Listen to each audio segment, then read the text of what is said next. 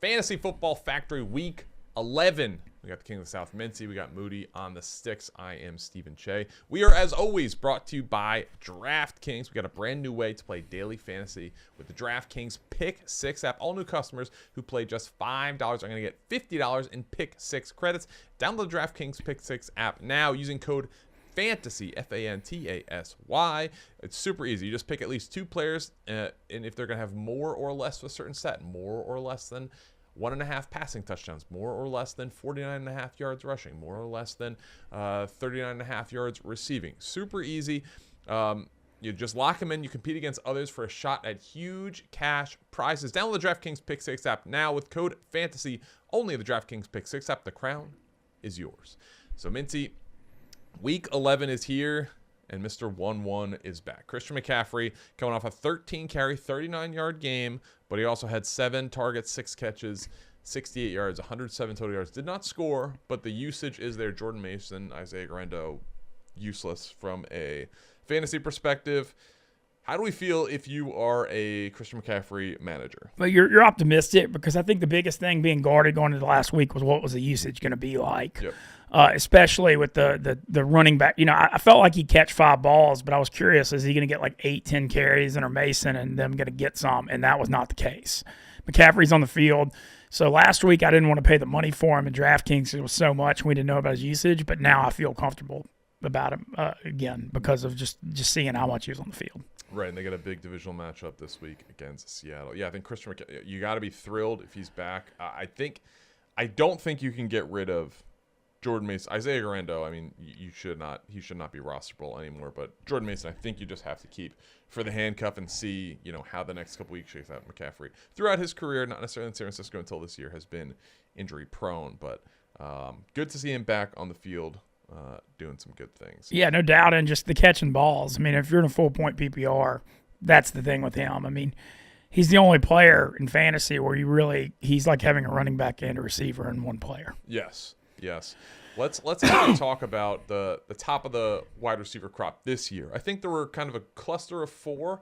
I think most people in the industry, and this is not all, had Jamar Chase as the number 4 guy. There was a contract situation going on with him before the season. I think that played a lot into it, especially as far as when you drafted. That seeped into week 1. But the top wide receivers drafted, where do we see them staying now? So you have Tyreek Hill, who's still playing, although it's been a disaster. He has 2 touchdowns on the year. Is dealing with a wrist injury that Mike McDaniel described. I believe he hadn't had more than 60 yards in a game this year. Is that right? Week 1 he had. No, week 1 he caught a bomb. But I mean, it's been bad. Yeah, CeeDee Lamb, who not necessarily by his fault at this point with Dak looking to be probably done for the season, and then he is dealing with an AC joint injury. He's got Cooper Rush, and they even put in Trey Lance as Moody forecasted last week. Justin Jefferson, who has been very good, but maybe pumping the brakes on for the rest of the year. We'll talk about that.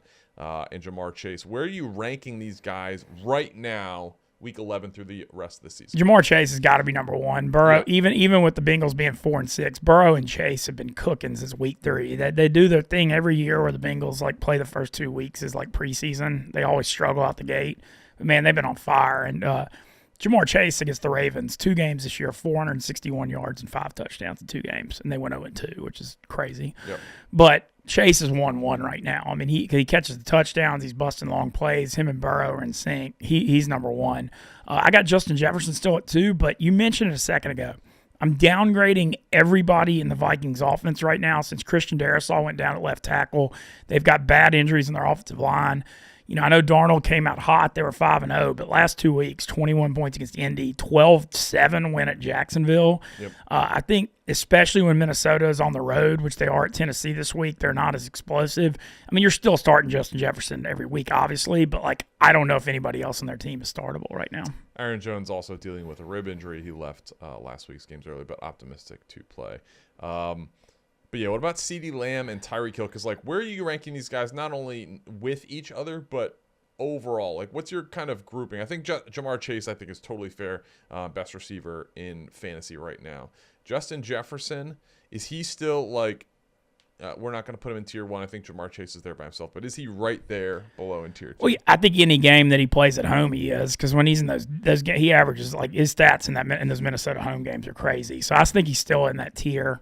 I don't necessarily love him at Tennessee this week, but yeah, I think he's still there. I don't think you can downgrade him much. I'm just downgrading everybody else not named him on that offense. I would put him as wide receiver 2 overall because Minnesota is also interesting. They don't run for touchdowns. They've had 21 offensive touchdowns this year. 4 of them are on the ground, 17 through the air. Wow. So they're passing the ball to score. And Justin Jefferson has been a big part of that, and I think he will continue to be a big part of that. Although I can see the logic with Darrisaw was an all-pro caliber left tackle, so certainly they're going to miss him. But I believe in Kevin O'Connell. The CD Lamb, he's right there. The CD Lamb Tyreek Hill thing. Last week we had a discussion about CD Lamb, and we said we downgraded him to like a top 15 receiver. Mm-hmm. I think we gave him too much credit because that Cooper Rush, he was averaging like 1.8 yards per pass last week. Yep. Got benched, and like if they go to Trey Lance, yeah, Lance might give him something in the running game, but he's shown nothing that he can throw passes in the NFL in a couple years. I mean, he got taken 3rd overall, and if Kyle Shanahan can't get anything out of him and says, I'm getting out of there, that's not a good sign. And I remember the preseason game, they let him play the whole game, and he threw like 5 picks. Mm-hmm. I just, I think if he's starting Monday night, I think his rushing over might be a good bet because he's going to run, but I don't think you expect much in the passing game at all. Yeah, I think it's CeeDee Lamb's going to be tough sledding the rest of the year because not only is the backup quarterback in, whether it be Cooper Rush or Trey Lance, he's dealing with an AC joint issue, which is a pain tolerance thing. And does it get to a point in the season where he just shuts it down? Like we got week 11, 12, 13, 14, 4 weeks left of the regular season, and then we got fantasy playoffs. Is he going to make it through all those? I honestly would be surprised. So, in addition to your getting subpar quarterback play, so he is not a wide receiver 1 for the rest of the year. Like he's in a tough spot. Tyreek Hill, though, this is an interesting one because he has not been good this year. No, he got in the end zone, but that was it Monday. On a 1 yard, yeah, it was very clearly designed just to get it to him, which, is great for fantasy managers. But Tua's back, trying to make tackles on interceptions, which is just crazy. But he's back. They're slinging the ball. We're still not seeing the Tyreek Hill last year that was a legitimate threat for 2,000 yards. Where do you have him the rest of the year? And we're assuming Tua full health and playing all the games the rest of the year. I'd still say top 10 to 12, even with him struggling because the upside's so big. Because the thing with Tyreek is like he could just randomly go off for 180 and 2 touchdowns at any point. But, I've got him out of my top 7 because it's just not been consistent. And what's interesting with Tyreek, he mentioned it last week. He's had a wrist injury since the cop handcuffed him week 1. And that's been affecting him, and that's a wild way to deal with an injury all year. I don't know if maybe he's blaming his struggles on that. Yeah. But, like, watching Miami, you think of how high-flying they are, but they actually play really good defense. And Tua, it's like every time you convince yourself their passing game's good, Tua's taking a sack or making a dumb turnover or something. Yeah. But the passing game hasn't really exploded and gotten in that rhythm that we saw last year yet. Yeah, absolutely not. All right, let's move on. Another first-round guy, borderline first-round guy, is due to come back soon, and that's Isaiah Pacheco, removed from IR.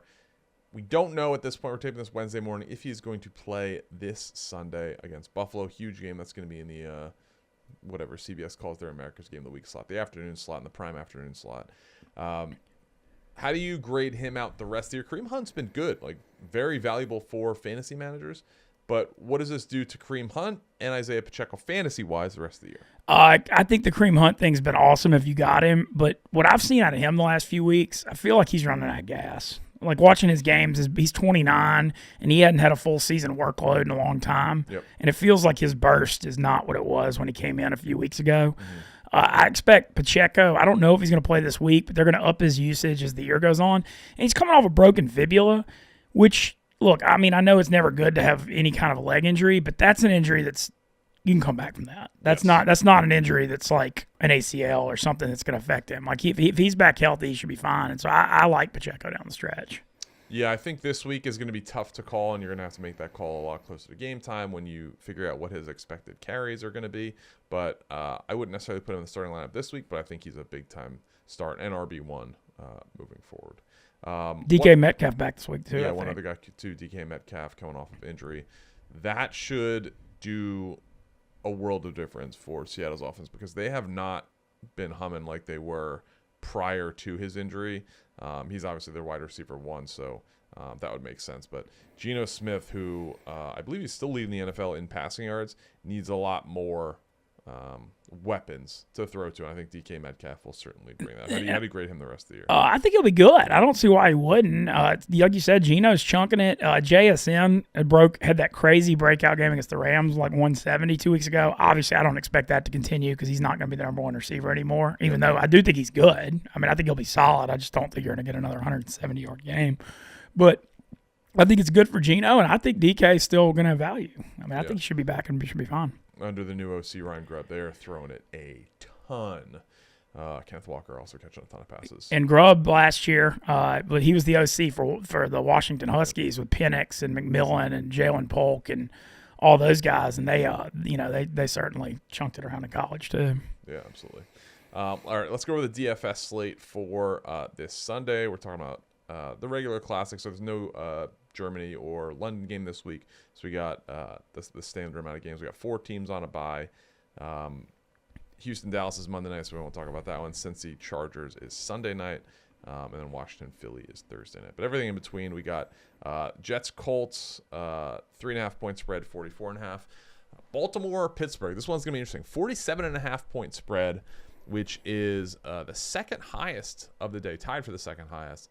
This one is pretty interesting. We have a low one, Minnesota Tennessee 39.5.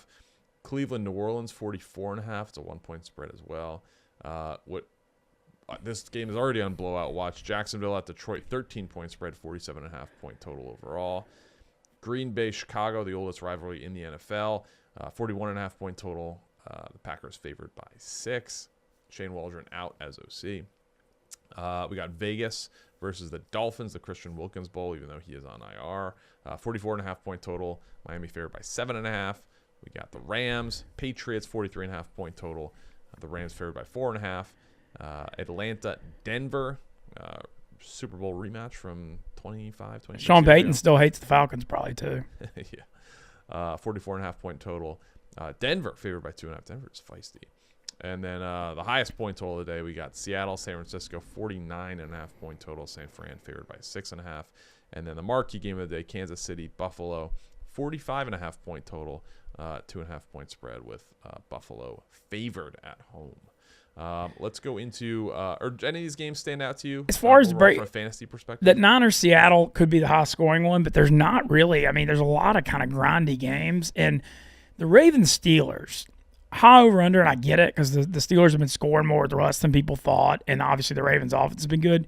But, man, in the history of that series, if they ever played one shootout, I mean, those games are always physical, low scoring. And, like, my instincts like the under there just because of how that series always is. And, so I don't know that that's going to be the fantasy gold mine that people think it is. I do think George Pickens could have value because the Ravens' pass defenses look so bad, and they're taking those. He's doing a great job catching those Wilson moon balls down the field. But like Lamar's the number 1 most expensive quarterback at Pittsburgh. I mean, with him and Henry, I don't know, man. He doesn't have the best history against the Steelers. Let's go into DFS pricing.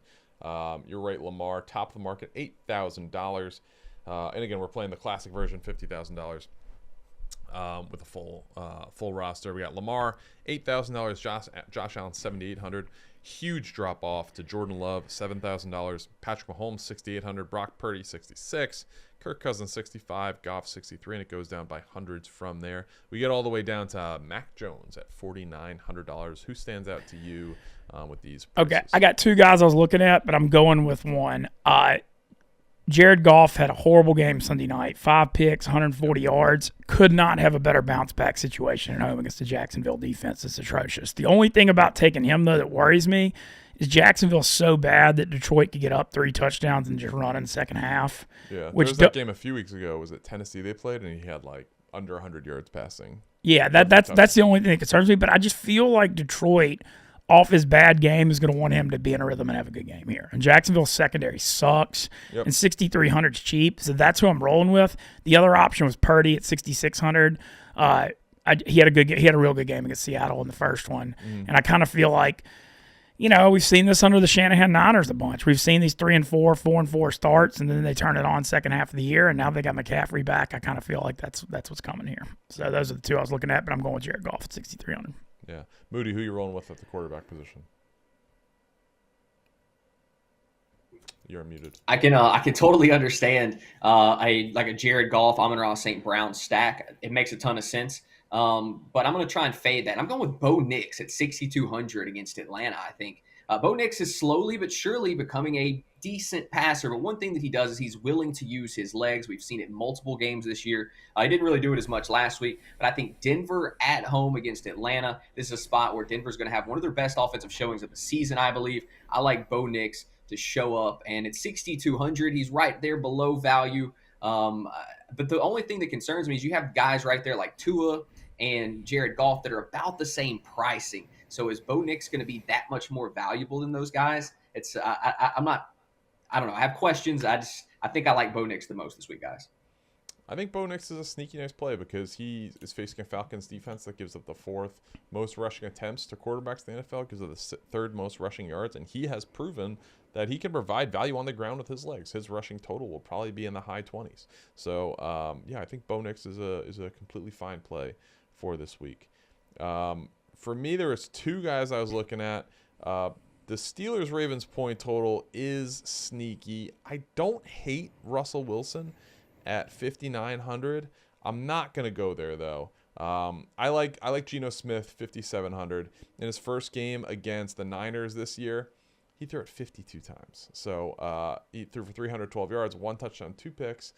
Certainly you want to see those touchdowns go up. But in a game that has the highest point total of the day, and you know that they're going to throw it a ton because they throw it more than anyone else in the NFL. I think that this is a solid spot for Geno. If you can limit the turnovers, up the touchdowns by a little bit, you're looking at that 300-point bonus right there.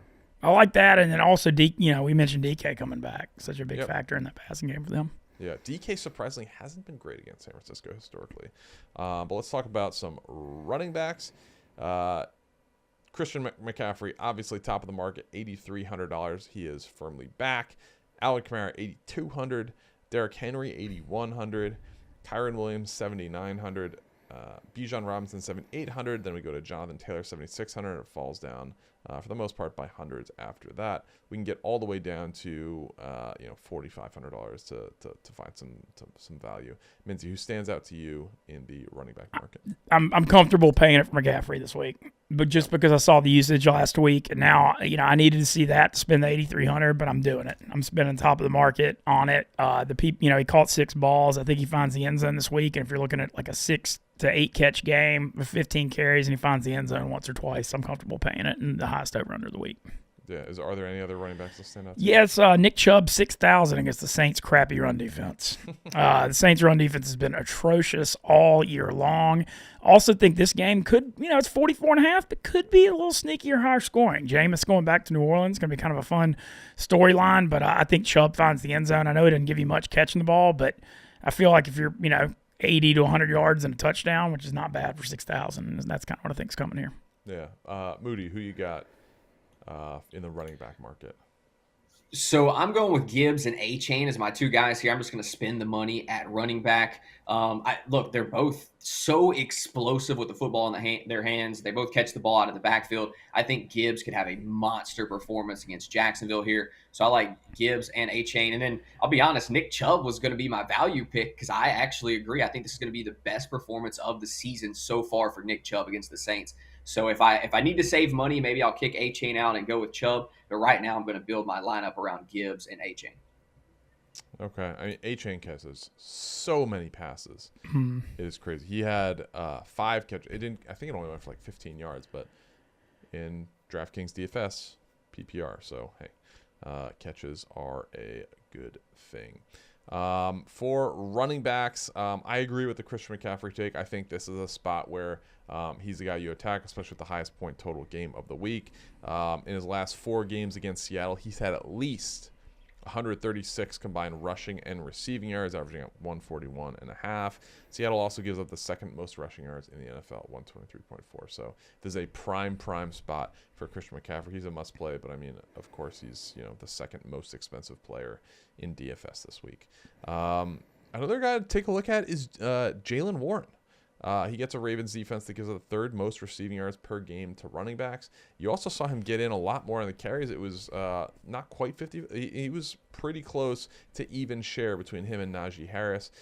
With Russell Wilson, Mincy mentioned they are running it and passing it at a much more even distribution.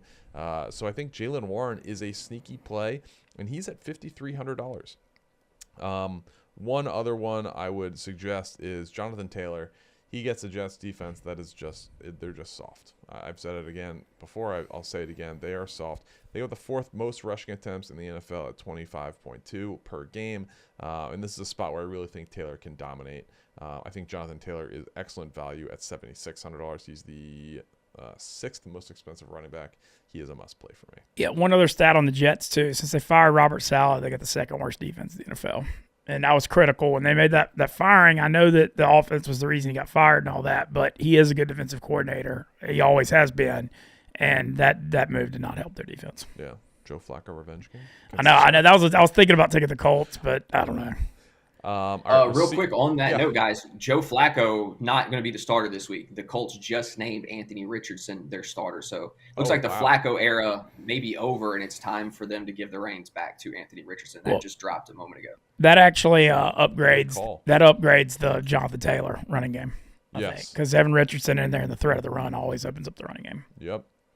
And as Richardson, maybe. I wonder what's his price this week. Let me see.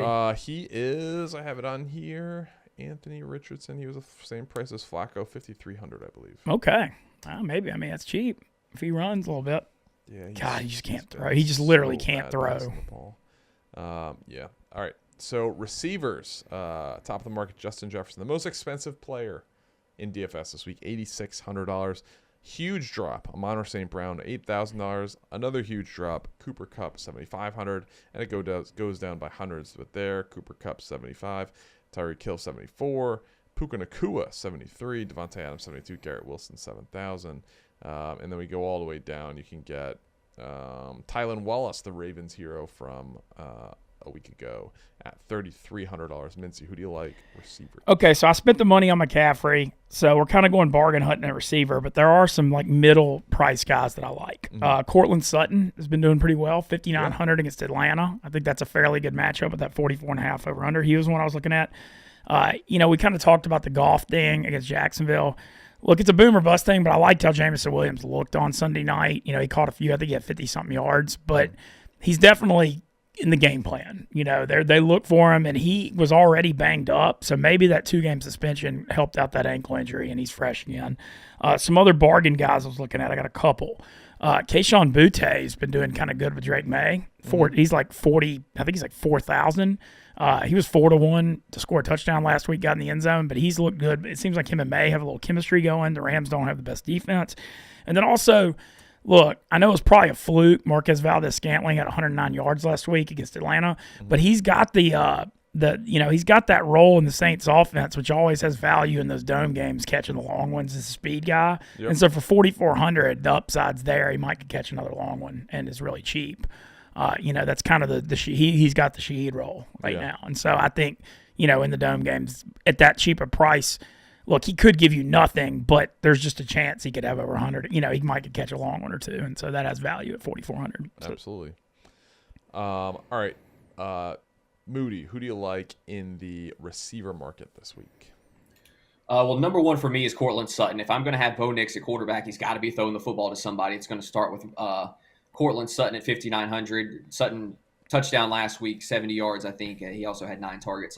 He's a guy that I'm going to be rolling with. And then my other guys, Jawan Jennings for San Francisco, 11 targets last week, and he's going to be getting a Seattle secondary that's not that good. I think he's probably my number 2 play. And then I'm looking at Devon Vele once again. I may double stack here with the Broncos receivers. He caught a touchdown last week, had his most snaps of the season. I think he is trending up, and there is no solidified number 2 receiver in Denver. I do think he's trending in the right direction. He's coming in at 3,900, I believe. It's a really good spot for him to try and, give you the value that you need to go over the line. And one thing that I've noticed recently when I go look at the teams that are winning these big money prizes, they're stacking. They're hitting their stacks correctly. They're picking the right game. They're finding the correct stack. And that's something I don't think that I've done enough this year. Like, I've performed well enough to make money quite often, but I'm not winning. I'm not making that big jump. And I think stacking properly is what I'm not doing. So I'm going to try it this week with the Knicks, Sutton, and Devon Bailey probably as my flex. Okay. Also, I didn't mention, but DeAndre Hopkins 5,700 still has value because until he starts getting priced 6,500 to 7K, we talked about him being a low tier WR1. Yep. Until he's 6,500 or more, he's got value every week. Yeah, I think he's a must play. The Bills give up the 4th highest catch percentage on targets. He should get a bunch of targets this week against Buffalo defense in a absolutely prime time matchup. A couple guys I like. I do like Pickens this week. The Ravens give up the most receiving yards to opposing wide receivers at just under 200 yards per game. He's the guy. Like, I know they signed Mike Williams and he caught a nice touchdown pass, but they don't have other wide receivers that scare anybody. So I think that George Pickens is solid value at $7,000. He's a guy I'm absolutely going to take. DeAndre Hopkins we mentioned. I think a sneaky one. Sneaky. And this is not necessarily database or anything like that, but he is going against his old team in a high-scoring projected point total of 47.5.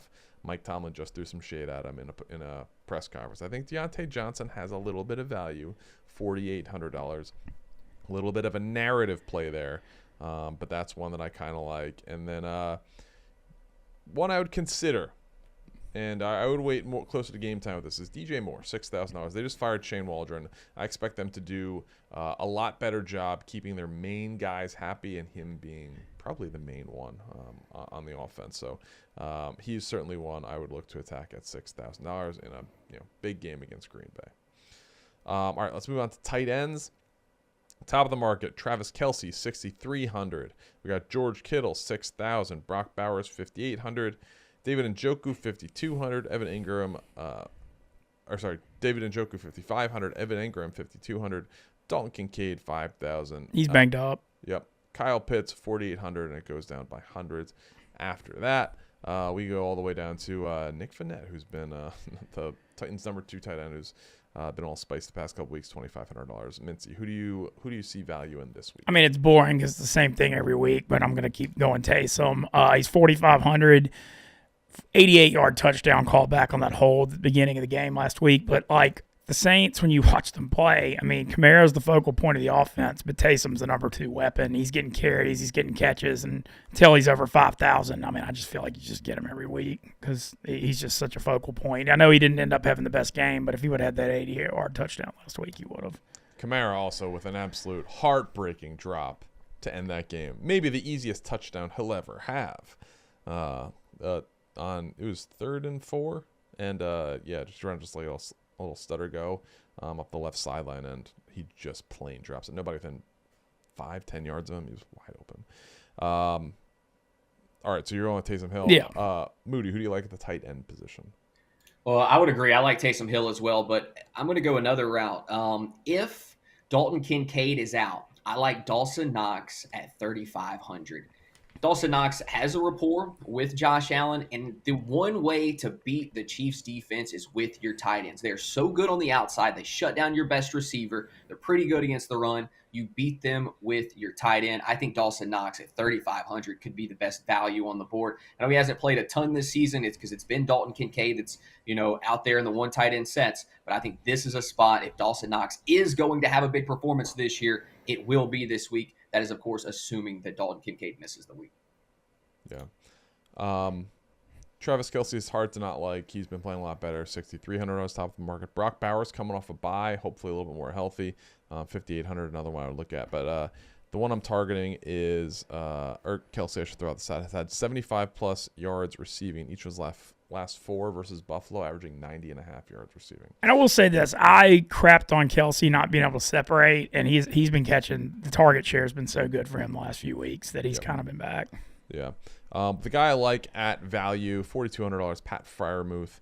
He gets a Ravens defense, gives the second most catches and third most yards to opposing tight ends. I think he's a solid value if you're paying more for the McCaffreys or the Jonathan Taylors or the Pickens of the world, and you need a little bit to save. Like obviously, I would prefer Travis Kelce or even Brock Bowers, but on the middle to lower end, I think Pat Freiermuth is a really good option. Cole Kmet also, who's been cold the past couple weeks, not getting the ball thrown his way. He could be a guy that benefits from the offensive coordinator change in Chicago at $4,100.